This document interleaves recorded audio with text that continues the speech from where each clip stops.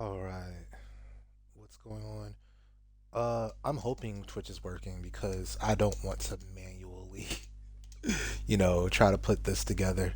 But if Twitch isn't working, then that'll just make my life 100 times harder, right? So we'll see. Looks like Twitch is working. Okay, so this should be a pretty quick video then. Looks like I just need to restart my Xbox and restart the game. All right, so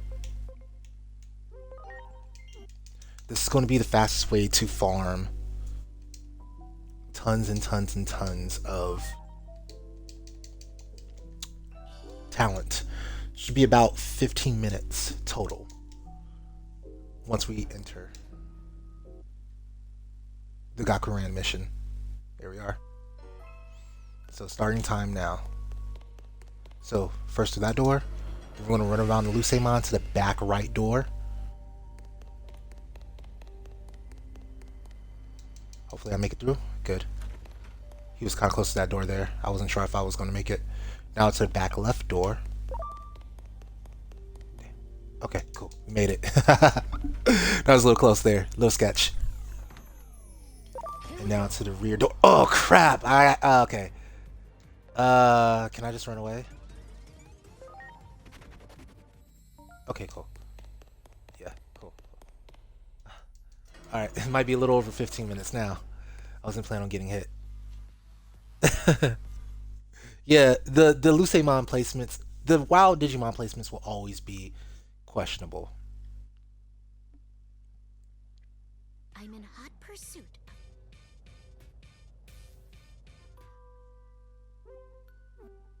They'll make things that are supposed to be easy more difficult than they're supposed to be.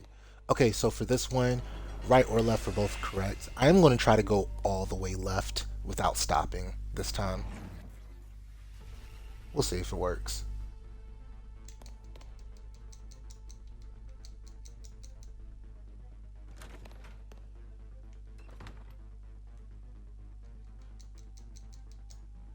Honestly, I'm strong enough to already kill this thing myself, so it's weird that I can't just blast through it, but it is what it is. Now, normally I go top right, but I'm going to see what happens if I go top left. Because I haven't tried that yet. So, oh no, it works. Okay, so you go top right or top left from the empty hall. Just make sure you do it twice in a row. You'll reach the big door in the back.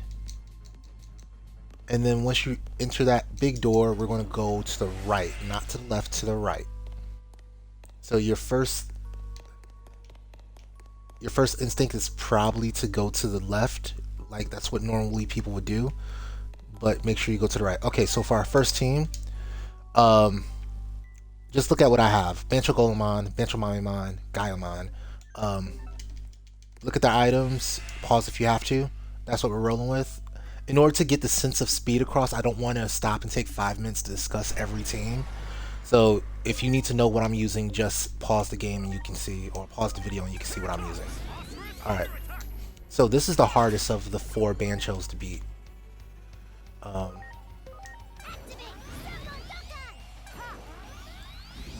I want to do is I want to, there we go, times 3 to speed. Normally I would times 5 it for speed purposes, but I kind of do prefer having the ability to see what's going on.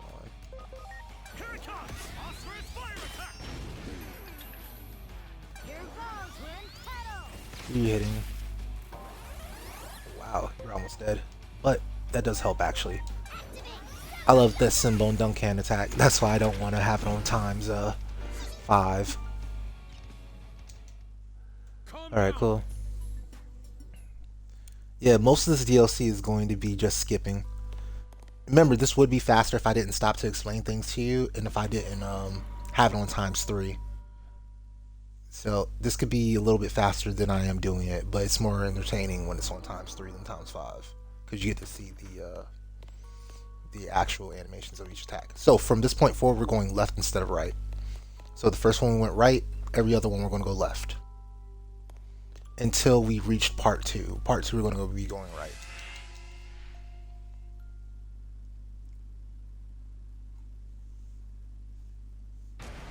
Otherwise we're going to have to fight through a gigantic... crap, I screwed up actually.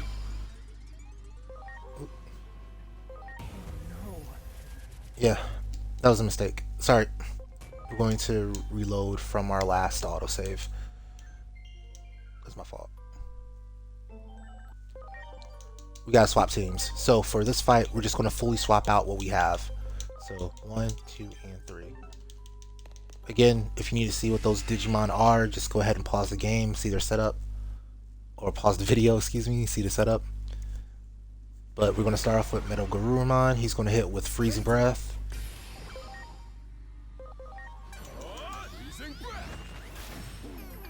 BanchoStingmon does have a weakness to ice, so it does help. We're going to hit him with Graceful Cannon, which is the strongest ice move of the game, pretty much. Ooh, we also get some extra strikes here. That's nice. That means that he should be dead with a Death Charge Sky. Done.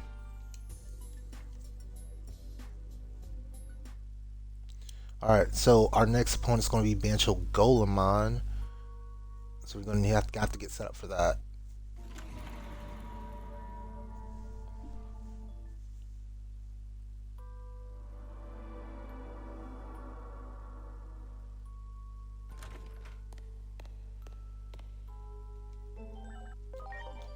Okay, so for BanchoGolemon, we're going to leave you. We'll swap you out for our own BanchoGolemon, and we'll swap you out for a ultimate Brachiommon. Again, going left. So you hit the door. Through the door. You don't want Parallelmon chasing you, right? So, because that's a longer cutscene, so it makes your farming take longer.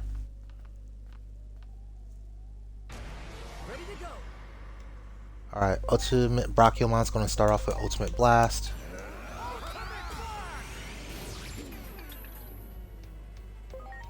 We're going to go for Sonic Shot. Hope it doesn't miss. It missed. Okay, that's real bad. Sonic Shot again. So this is going to be a harder fight than normal. I actually haven't had a situation where I missed yet, so it's going to be interesting. Because then that means I need to go for another Ultimate Blast.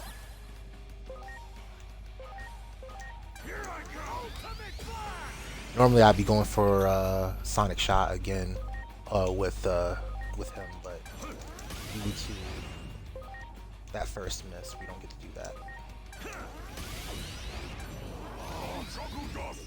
That is the risk you take with Sonic Shot being only, I think, 95% accurate. It's like using Rock Slide of Pokemon. Alright. This time we'll go for Sonic Shot. Normally we do that on the second turn and then we just finish him off because he still has one turn of being weak to it.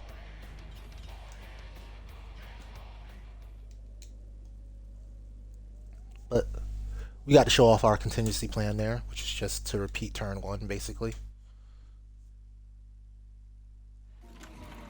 I wish I could say that was a nice clean battle like BanchoStingmon was, but you know, sometimes it's good to show off the contingency plan.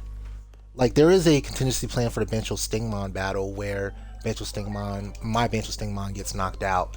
And, okay, let me focus actually. This time I need just a swap, right?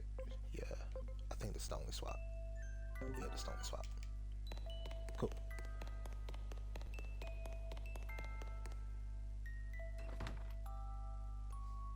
Pretty sure it's the only swap. Yeah, that makes sense. Alright, cool. Yeah, there's a consistency for the BanchoStingmon battle where I just swap in a different Digimon, but it doesn't actually make an impact on the outcome, it just makes an impact on what I have to swap.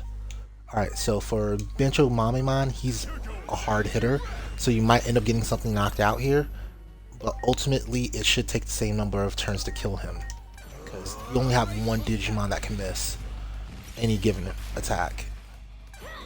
And that is going to be BanchoGolemon here. And we didn't miss, so he's guaranteed to die next turn.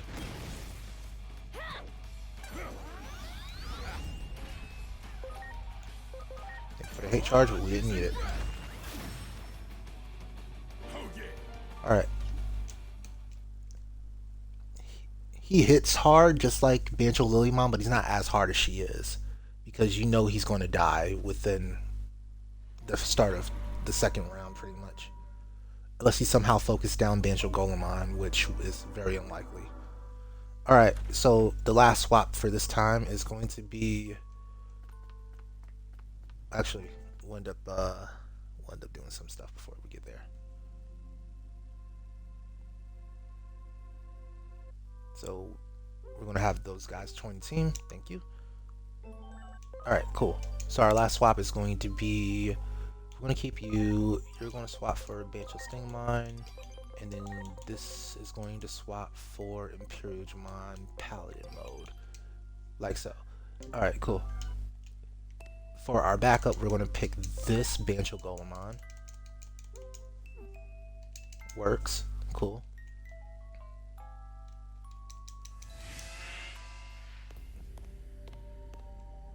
Alright, so this room is not a puzzle at all. You literally just run straight through the Valkyriemon. Hopefully we don't get into a fight. There we go. Perfect. Alright.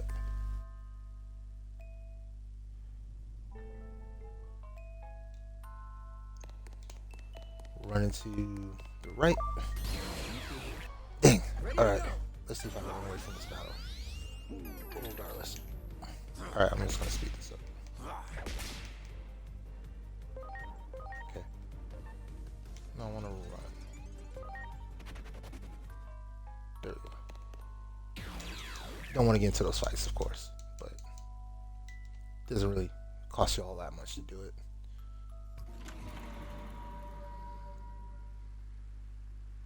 And once you run into that fight, you can just escape. It's just that you have to watch their animations, which slows you down quite a bit. Probably a 30-second time loss. Alright, so he went to the left. We're going to follow him to the left. Watch the hallway. Make sure there's nothing there, because they will be there the third and fourth time. Oh, crap. I almost ran straight into him again. Okay, cool. If he's close enough, he will catch you. Even if you try to interact first, he will catch you. So if he's close enough to you, he can still catch you even though you think you're interacting fast enough. So just be aware of that. It can happen to you. It's happened to me. I'm just warning you. It'll piss you off because it pisses me off every time. Alright, he went left, right? So we're going to follow him left.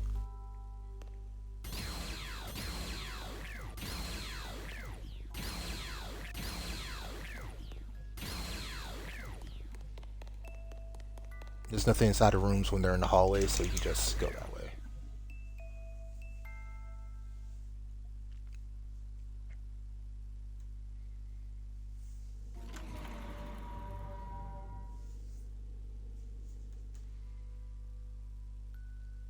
What you don't want to go is go the long way around the hallway, which means going through like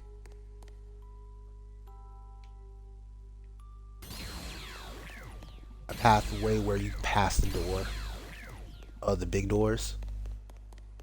This time we avoid doing that. This is good.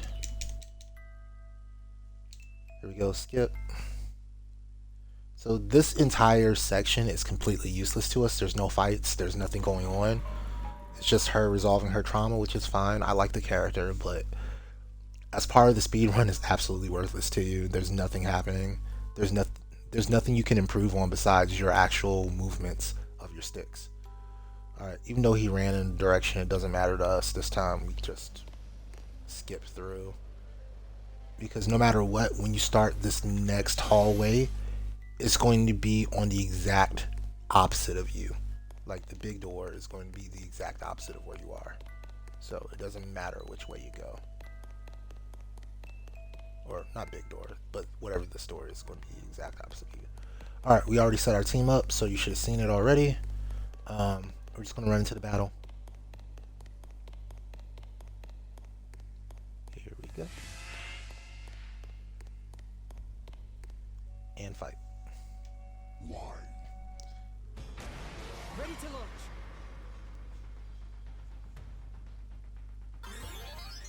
He's going to summon these two. That makes no difference to us. We're going to run ×2 already. We're just going to go ahead and crack our high field. I'm not sure. This does actually make a massive difference because this fight can be somewhat close without high field.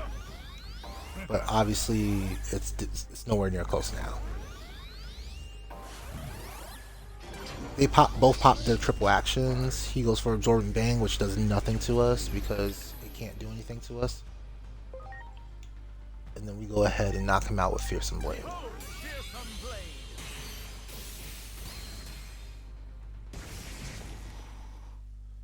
And he's dead. And that is the DLC. So we'll call time whenever we get to the screen where we can use the what you call it, the item, the talent booster that we get right here. There we go. Talent Awakening Booster EX2. So I'm gonna move into position for the next one. Open up the screen. Item. Enhancement. Booster EX2. We're going to use it here on it was Metal Edamon. Yep. Cool. Time. That is 16 minutes. When you consider I got into a couple of extra fights I didn't need to, it probably was closer to 15 minutes. And I did an intro when I was loading to the game. So yeah, it's sub 15 minutes, roughly. I'm gonna say it's sub 15 minutes, just believe me. Alright, so that's it for that. As always, I've been me, you've been awesome. Hopefully Twitch has cooperated with us today. And yeah, I hope this helps you when you're on your grind trying to get these levels and you don't want to go through the freaking sewers in Shinjuku over and over again, because that is mind-numbingly boring. I also want to do I want to learn a speed run for this version of it, going through EX1.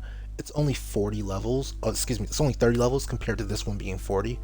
But you also get some cool freebies usually. So I hope I have time to get to that in the next couple weeks. I'm probably going to be a little bit busy to do it, but after that I might be able to get on and play around with this DLC a bit. Because I think skipping through will make this a lot less annoying. I hate this DLC. I hate number one. Number two is a really good DLC, but number one sucked really bad. So I hope number one, at least I hope it'll be faster. Because there is a great bit of extra running in DLC 2. I think if you do good pathing DLC 1, it might be possible to reduce that amount of running, but we'll see. So as always, I've been me. You've been awesome. Peace.